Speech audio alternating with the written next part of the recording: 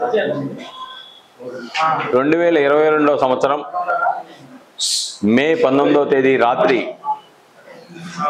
ఆనాటి అధికార party YSRCP MLC Anantha Babu అతని దగ్గర డ్రైవర్గా పనిచేసి మానివేసినటువంటి వీధి సుబ్రహ్మణ్యం అనే యువకుడిని అతి కిరాతకంగా హత్య చేసి డోర్ డెలివరీ చేసిన సంఘటన రాష్ట్రంలోనే కాకుండా దేశవ్యాప్తంగా సంచలనం కలిగించింది.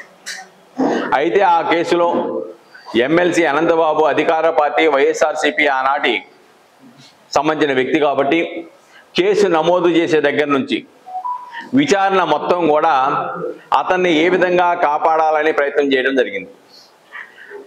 ఒంటి నిండా గాయాలున్నాయి, చనిపోయిన శవం ఉంది, కారులో ఉంది. వాళ్ళ కుటుంబ సభ్యులు చాలా స్పష్టంగా అనంతబాబు ఇలా చేశారని చెప్పినా కానీ దాన్ని అనుమానాస్పద మృతిగా నమోదు చేశారు తప్ప దాన్ని హత్యగా నమోదు చేయాల పోలీసు వాళ్ళు. సరే 20వ తారీఖున మరుసటి రోజు అదే రోజు కుటుంబ సభ్యులను అడిగితే అనంతబాబు ఇలా తీసుకొచ్చి పెట్టాడు, ఇలా గాయాలతో ఇలా జరిగిందని అంటే అది మర్డర్ కేసుగా నమోదు చేయలేదు, అనంతబాబును ముద్దాయిగా చూపించలేదు. కానీ పోస్ట్ మార్టం అయిపోయిన తర్వాత అప్పుడు దాన్ని హత్య నేరంగా మార్పు చేశారు. రెండోది అక్కడ వాళ్ళ ఇంటి దగ్గర జరిగిందని చెప్పేసి ఏదైతే అనంతబాబు తప్పుడు సమాచారం చెప్పాడో దాన్ని అది వాస్తవం కాదని చెప్పేసి మధ్యవర్తుల సమావేశంలో చెప్పినా కానీ ఎస్పీ సాయంత్రం వచ్చేసి కేసును పక్కదోవ పట్టించడానికి ప్రెస్ మీట్ పెట్టాడు. కానీ చంద్రబాబు నాయుడు లాంటి వారిని అరెస్ట్ చేసిన తర్వాత ఆయన దగ్గర సమాచారం రాబట్టాలని చెప్పేసి వెంటనే పోలీసు కస్టడీ పిటిషన్ వేసినటువంటి పోలీసులు దళిత యువకుడిని హత్య చేసినటువంటి అనంతబాబు విషయంలో తక్షణమే పోలీసు కస్టడీకి తీసుకొని అతన్ని వాస్తవాలు ఏంటో తెలుసుకొని మిగిలిన ముద్దాయిలు ఏ విధంగా చేశారో నేరానికి సంబంధించిన సమాచారం రాబట్టడం విఫలమయ్యారు. ఇంకా 15 రోజులు దాటిపోవడానికి చట్ట ప్రకారం 10 నిమిషాలు ఉందనగా ఆయన పిటిషన్ వేసి న్యాయస్థానంతో డిస్మిస్ చేయించుకొని ఆ విధంగా వాళ్ళని కాపాడాడు. రెండోది ఇక్కడ ఎవరైతే అనంతబాబు ఉన్నాడో అనంతబాబుకి గన్మ్యాన్లు ఉంటారు ఎమ్మెల్సీ కాబట్టి. ఆ గన్మ్యాన్లతో పాటు వెళ్ళాడా ల్యాండ్ వదిలేసి వెళ్ళాడా? గన్మ్యాన్ వదిలేసి వెళ్తే గన్మ్యాన్ ఏమైనా ఉన్నతాధికారులకి నన్ను వదిలేసి వెళ్ళిపోయాడని చెప్పేసి సమాచారం ఇచ్చారా లేదా? ఆ దిశలో విచారణ జరగల కేసు. 31 గాయాలు 3 అంతర్గత గాయాలతో మనిషి చనిపోయి ఉంటే ఒకే వ్యక్తి ఈ నేరానికి పాల్పడ్డారని ఛార్జ్షీట్ వేశారు. అంటే తనకైనా బలమైన వ్యక్తి, చనిపోయిన వ్యక్తి, పుష్టి గల వ్యక్తి, అతన్ని 31 గాయాలు 3 అంతర్గత గాయాలు చేసి చంపడం అనేది ఒక వ్యక్తికి సాధ్యమా? అలాగనే చనిపోయిన వ్యక్తిని కారులోకి షిఫ్ట్ చేయడం ఒక వ్యక్తికి సాధ్యమా? సాధ్యం కాని పని. కానీ పోలీసు వారు ఆ దిశలో విచారణ జరపలేదు, మిగిలిన ముద్దాయిలు దాంట్లో నిర్ధారించలేదు. ఒకటి.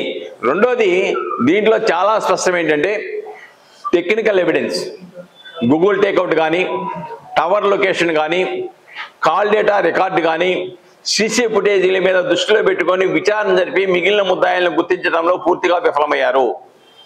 కాబట్టి ఆనాడు అధికారంలో ఉండే వైఎస్ఆర్సీపీ యొక్క అడుగుజాడల్లో పోలీసులు కూడా నడిచి విచారణ సక్రమంగా జరపలేదు. కాబట్టి ఆ అధికారుల మీద, పోలీసు అధికారుల మీద సమగ్ర విచారణ జరపాలి.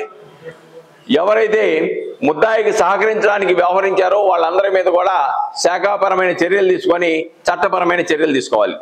రెండోది ఈ కేసు విచారణని ప్రత్యేక విచారణ సంస్థకు అప్పచెప్పాలి. అంతేకాకుండా దీంట్లో ఇంకోటి ఏంటంటే గత అనేక ఆరోపణలు ఉన్నాయి. పిల్లిళ్ళ రామకృష్ణారెడ్డి కన్నా మించినటువంటి సహజ వనరుల దోపిడీ కానీ అక్రమాలు కానీ ఇక్కడ కనబడతా ఉన్నాయి. అదేవిధంగా ఆదివాసీలకు ఇచ్చినటువంటి రిజర్వాయర్ ఏదైతే నిర్మాణం చేశారో అది ఆదివాసీల తాగునీరుకి సాగునీరుకి సంబంధించినటువంటి రిజర్వాయర్. దాన్ని సైతం ఆదివాసీల యొక్క భూములు ఆక్రమించి 200 ఎకరాలు దాంట్లో నిబంధనల విరుద్ధంగా చెరువులు తవ్వి దాంట్లో చేపలు పెంచి ఆ చేపల పెంపకానికి కావలసినటువంటి నీటిని రిజర్వాయర్ నుంచి చట్ట విరుద్ధంగా తీసుకెళ్ళడం జరిగింది. కాబట్టి అది అక్రమాలకి అధికారులు సహకరించారు. తనకు కావాల్సిన పోలీసు వాళ్ళని అక్కడ నియమించుకున్నారు కింద స్థాయి నుంచి అన్ని స్థాయిల్లోనూ. అలానే రెవెన్యూ వాళ్ళని కానీ మిగతా అధికారులు కానీ తనకు కావాల్సిన వాళ్ళని నియమించి తనకు కావాల్సిన అక్రమాలకి రహదారులు ఏర్పాటు చేసుకున్నాడు. కాబట్టి ఆయన చేసినటువంటి మిగిలిన అక్రమాల గతంలో కూడా కలప తీసుకెళ్తూ ఉంటే పోలీసు అధికారులు బెదిరించారని చెప్పేసి స్పష్టంగా మీడియాలో కూడా వచ్చింది. కాబట్టి ఇటువంటి సహజ వనరులు, గనులు, కలప అనేకమైన ఆరోపణలు ఉన్నాయి. కాబట్టి వాటన్నిటి మీద కూడా సమగ్ర విచారణ జరిపేసి చర్యలు దానికి సంబంధించిన వారి మీద చర్యలు తీసుకోవాల్సిన అవసరం ఉంది. ఇంకోటి ఏంటంటే, ఏదైతే షెడ్యూల్ కులాల తెగల అత్యాచార నిరోధక చట్ట ప్రకారం ఏవైతే నిధులు రావాల్సి ఉన్నాయో, ఏదైతే బాధిత కుటుంబానికి ఇవ్వవలసి ఉన్నాయో, ఛార్జ్ షీట్ పెట్టిన తర్వాత మిగిలిన 4 లక్షల చిల్లర రూపాయలు వాళ్ళ కుటుంబానికి ఇవ్వాలి. కానీ గత ప్రభుత్వం కక్ష కట్టి వీళ్ళు చట్ట ప్రకారంగా ఫైట్ చేస్తూ ఉన్నారు, చట్ట ప్రకారంగా పోరాటం చేస్తూ ఉన్నారు, కాబట్టి రాజీకి రావటం లేదని చెప్పేసి చట్ట ప్రకారంగా రావాల్సినటువంటి ఆ 4 లక్షల రూపాయలు చిల్లర ఛార్జ్ షీట్ వేసిన తర్వాత కూడా ఇవ్వాల. రెండోది, వాళ్ళు ఎక్కడైతే నివసిస్తూ ఉన్నారో చనిపోయిన వీధి సుబ్రహ్మణ్యం మీద ఆధారపడి జీవనం కొనసాగిస్తూ ఉన్నారు, వాళ్ళ తమ్ముడు ఇప్పుడు ఏమీ లేని పరిస్థితి, వృద్ధాప్యంలో ఉన్న వాళ్ళ కుటుంబ సభ్యులకి ఆధారం లేని పరిస్థితి. ఇటువంటి పరిస్థితుల్లో రాష్ట్ర ప్రభుత్వం ఆనాడు అక్కడ వాళ్ళు ఎక్కడైతే నివసిస్తున్నారో అక్కడ భూమి కొనుగోలు చేసి వాళ్ళకి ఇవ్వవలసిన అవసరం ఉంది. కానీ ఆ విధంగా చేయాల. అంతేకాకుండా వాళ్ళకి ఆ వీధి సుబ్రహ్మణ్యం మీద ఆధారపడే వాళ్ళకి పెన్షన్ ఇవ్వాల్సిన అవసరం ఉంది. 3 నెలలు 4 నెలలు ఇచ్చేసి తర్వాత ఆ పెన్షన్ ఇవ్వాల. కాబట్టి వీళ్ళు రాజీ పడలేదనే పేరుతో చట్ట ప్రకారంగా రావాల్సినవి, అలానే ఆపదలో ఉన్న వాళ్ళ కుటుంబాన్ని ఆదుకోవాల్సిన ఆనాటి వైఎస్ఆర్సీపీ ప్రభుత్వం పూర్తిగా నిర్లక్ష్యం చేసింది. కాబట్టి వాళ్ళ కుటుంబాన్ని ఆదుకోవాల్సిన బాధ్యత ప్రస్తుతం ఈ ప్రభుత్వం మీద ఉన్నదని చెప్పేసి విజ్ఞప్తి చేస్తా ఉన్నాము. అంతేకాకుండా దీంట్లో చాలా వరకు పోలీసుల యొక్క నెగ్లిజెన్స్ని, నిర్లక్ష్యాన్ని చాలా స్పష్టంగా పెట్టాము. అదేవిధంగా ఛార్జ్ షీట్ విషయంలో కూడా ఒక్కడే ముద్దాయిని పెట్టిన విషయం కానివ్వండి, లేదంటే ఆయన గాయాల విషయంలో కానివ్వండి, అన్ని విషయాల్లోనూ ఇన్ని విషయాలుగా చేయలేదు. ఆనాటి ప్రభుత్వం ఒత్తిడి మేరకు పోలీసు వాళ్ళు పూర్తిగా ముద్దాయి నుండి అనంతబాబుకు సహకరించడానికి దోహదపడ్డారు. అంతేకాకుండా దాంట్లో కుల విషయం కూడా ఆయన కాపు కొండ కాపు అని రాశారు. అంటే తర్వాత న్యాయమూర్తి గారు మందలించి రిపోర్ట్ సబ్మిట్ చేయమంటే అప్పుడు కాపు అని వేశారు. అంతేకాకుండా అతని మీద నేర చరిత్ర లేదు, అసలు నేర చరిత్రే లేదని చెప్పేసి పోలీసులు వేస్తే వీళ్ళ కుటుంబం తరపున మేము సమాచార హక్కు చట్టం ద్వారా పెట్టి ఆయన గతంలో రౌడీ షీట్ ఉంది, అతని మీద అనేక నేరాలు ఉన్నాయి, కాబట్టి గతంలో ఉన్నట్టు వైఎస్ఆర్సీపీ అధికారంలోకి వచ్చిన తర్వాత తన ఎమ్మెల్సీ ఎవరైతే అనంతబాబు ఉన్నాడో అతని మీద ఉన్నట్టు రౌడీ షీట్ తొలగించారని న్యాయస్థానానికి చెప్పుకోవాల్సిన పరిస్థితి. అంటే ఈ విధంగా ఒక్కటి కాదు, అన్నిట్లోనూ ముద్దాయికి సహకరించి ఆయన ఏ విధంగా తప్పించాలని ఒక కుట్రపూరిత ఆలోచన చేశారు. కాబట్టి అటువంటి వాటన్నిటి మీద కూడా ఈ ప్రభుత్వం చిత్తశుద్ధితో ఆ యొక్క అన్నిటి మీద కూడా విచారణ జరపవలసిన అవసరం ఉంది.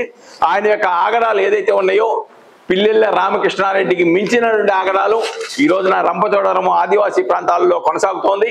కాబట్టి వాటన్నిటి మీద చూడవాలి. అంతేకాకుండా సుప్రీంకోర్టులో ఏదైతే హైకోర్టు జిల్లా కోర్టుల్లో మేము వాదించడం వల్ల ఆ బెయిల్ కొట్టేశారు, కానీ నిర్దేశించిన సమయంలో ఛార్జ్షీట్ వేయలేదని చెప్పేసి సుప్రీంకోర్టుకి వెళ్తే సుప్రీంకోర్టులో ఆనాటి అధికార పార్టీ ఏదైతే ఉందో వైఎస్ఆర్సీపీ వాళ్ళకి సంబంధించినటువంటి ప్లేడర్తో, ప్రభుత్వ ప్లేడర్తో ఈయనకి మధ్యస్థ బెయిల్ ఇవ్వవచ్చు అని చెప్పేసి చెప్పించారు సుప్రీంకోర్టులో.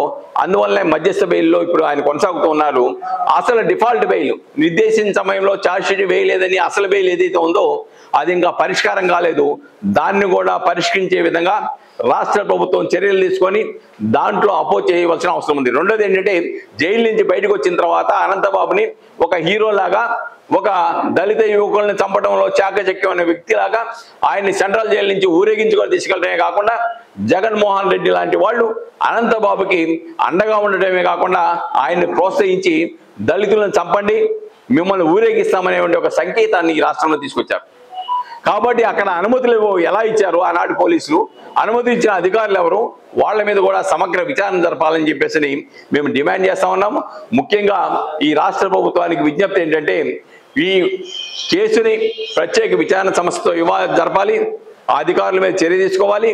అదేవిధంగా ఆపదలో ఉన్నటువంటి ఎవరైతే వీధి సుబ్రహ్మణ్యం మీద ఆధారపడి జీవనం కొనసాగిస్తూ ఉన్నారో ఆ యొక్క కుటుంబాన్ని చట్ట ప్రకారంగా రావాల్సినటువంటి నష్టపరిహారాలతో పాటు చట్టపరంగా రావాల్సినటువంటి పథకాలతో పాటుగా ప్రభుత్వం కూడా వాళ్ళని ఆదుకొని వాళ్ళకి నిర్మాణం చేపట్టినటువంటి ఇల్లు ఇవ్వటం కానివ్వండి, భూమి ఇవ్వటం కానివ్వండి, లేకుంటే చట్ట ప్రకారం రావాల్సిన 4 లక్షల పైగా ఛార్జ్షీట్ వేసిన తర్వాత ఇవ్వాల్సిన సొమ్ము విషయంలో కానివ్వండి, ఇవన్నీ ప్రభుత్వం తక్షణ చర్యలు తీసుకొని ఇటువంటి ఈ రాష్ట్రంలో పునరావృతం కాకుండా, దళితుల మీద దాడులు జరగకుండా, దళితులపై జరిగే దాడులు నిరోధించడానికి కావాల్సిన చర్యలు చేపట్టాలని రాష్ట్ర ప్రభుత్వానికి విజ్ఞప్తి చేస్తా ఉన్నాం. సరిపోద్దుగా.